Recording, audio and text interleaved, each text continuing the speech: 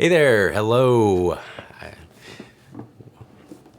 So I want to ask you a serious question that's pretty important that came up today during a conversation with a client, and it was, can you afford to invest? And if you are looking at retiring in 2020 or maybe in the next couple of years, you really need to go through this question and consider it, because if you don't, you might find yourself going back to work early. You might find yourself with a lot of sleepless nights based on tweets and other market news. You might find that you are just always uncomfortable and uncertain about your future. But when you answer, if you can afford to invest, you'll find out that you will have better peace of mind, a little bit more certainty, and therefore have more confidence about your finances in retirement. Hi, I'm Nathan Garcia, and I am a certified financial planner and retirement planning specialist. And I'm doing this video for you here today in order to help you out with some educational information to introduce a process that's a best investment practice and a professional tool that I use with some clients that has helped them with understanding their investments a lot more, and it's just made it very easy for them to manage investments. It doesn't feel like I am speaking in another language when we work together. And I'm going to show you that tool here in just a minute, but I want to just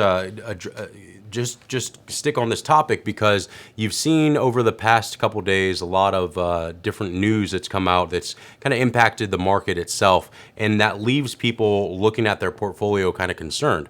So here's what you can do in order to avoid that uncertainty. First thing is you can live by Warren Buffett's rule of never lose money. Right? Warren Buffett said you never want to lose any money when you're investing. Rule number one, never lose money. What's rule number two? See rule number one, right? The reason that Warren Buffett has that rule is because when you're making an investment, you are typically deferring the use of that money today for use in the future. And if you're going to put off using that money, then you probably want to have a gain.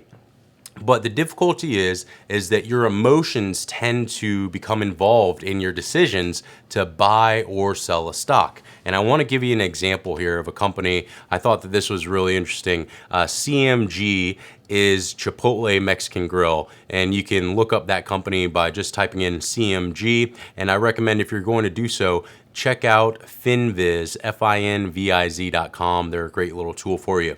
But I've shown you a chart here that looks at the price of Chipotle stock from August through the end of November. And what you'll notice there is that Chipotle was trading somewhere around $850 a share. And then over a period of about a month, they dropped from $850 a share down to about $725, $730 a share. So if you were holding on to Chipotle stock, you might have gotten a little uncomfortable in periods where you saw the stock drop significantly over a short period of time. And at some point, you might have looked at Warren Buffett's rule and said, rule number one, never lose money. So I'm going to go ahead and sell the stock, and I'm going to move that money into something else. But let me show you what happened here. Right around the beginning of December, you saw that the Chipotle stock started to take off. And as of this recording, the stock is trading somewhere around $858.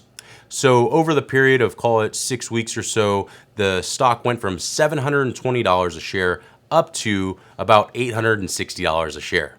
So that's about a gain of $140 a share. So how can you avoid selling at the bottom and not letting your emotions get involved? Well, you need to use a tool that's called diversification. And I'm sure many of you have heard this before, but diversification is a key principle in investing. And it often gets overlooked, or it gets used in some portfolios and not many others. And so you want to be aware of that. And one of the easiest ways that you can look at your asset allocation is just to look at your investments and classify them based on the investment type. You might have some stocks, you might have some bonds, you might have real estate, collectibles. Your portfolio might have all types of different investments, but you want to look at your asset allocation as a whole so that you can get a better understanding of what the investment risk is. You see, when we talk about your ability to, can you afford to invest, what we're really asking is how much can you afford to lose, right? Because people really don't mind investment risk when the market's up 30% in a year. Or like Apple was up, I think, about 65% in 2019. People don't mind those days at all, right? But they really care about when the market's down 20, 30, 40%. And so when those periods happen, when we have those down markets, particularly when you are relying on the investments to provide you with income, then you get a lot more concerned and you tend to be more cautious around your investments. And often what I've seen, especially since 2008, is that people have gotten very concerned about the market and they have put their money in cash. They are risk averse, so they put their money in cash. And unfortunately, many of them sat on that cash for too long. And as a result of that, they missed out on investment gains. I'll give you an example here of a client that I work with who their family was pretty well off. They didn't need to work any longer. They had more than enough investments to sustain their lifestyle in retirement, but they were uncertain about the market because of who's in the White House. And as a result of that, they decided to take a little bit more conservative position by putting about 30% of their money, their investments, in cash. Well, that seemed logical at the time when the market was flat, but they missed out on 2019's rally. They never put that money back into the market. As a result of that, they missed a pretty significant increase.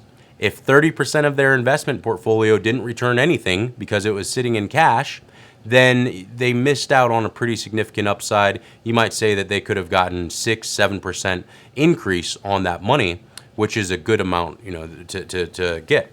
So you want to be mindful of your investment risk, and the easiest way that you can do that is looking at your asset allocation so that allows you to then stress test the results. Now, I'm sharing with you the report from a tool that I like for some of my clients. It's called Riskalyze. Now, Riskalyze is a professional tool, but it does something so good that most other tools don't. It'll show you your investment risk in dollar terms. Take a look here at this. Let me see if I can get this for you. Take a look at this slide. It's a little pixelated, but you can see your current portfolio. In 2008, you may have lost about 25%, whereas the S&P 500 from January 1st through December 31st in 2008, it would have lost about 37%. So your portfolio alone is better off. But what is that actually showing you?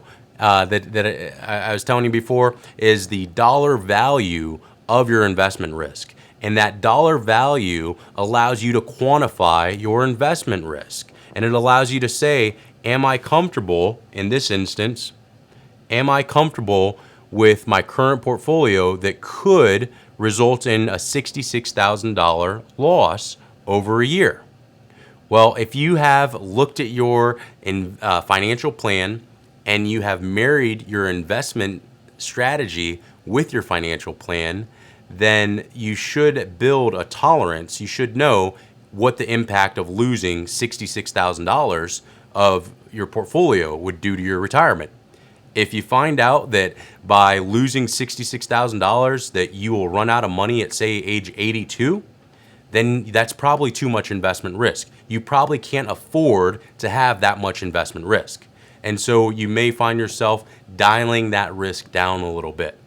So looking at your investment portfolio, your asset allocation, and using tools like Riskalyze can allow you to look at your finances in a unique way that's a little bit more meaningful to you, and it allows you to get the signal from all of the noise.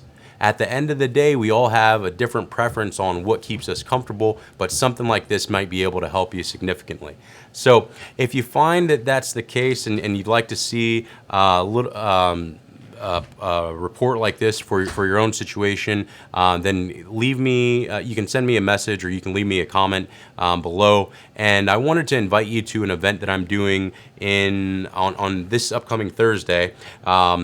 It's called, it's going to be an update on the Secure Act, which was a very big piece of legislation that was passed last December, just under a month ago, that changed a lot of the rules around retirement planning. So if you haven't updated your financial plan, you want to, based on this legislation. But if you are still in need of building a financial plan, you don't have a financial plan yet, then this is going to be very helpful for you, because understanding how these rules have changed will allow you to build a plan with those rules already accounted for. So if you're interested in joining me on that live training, getting some of your questions answered, go ahead and register at garciasecureact.com.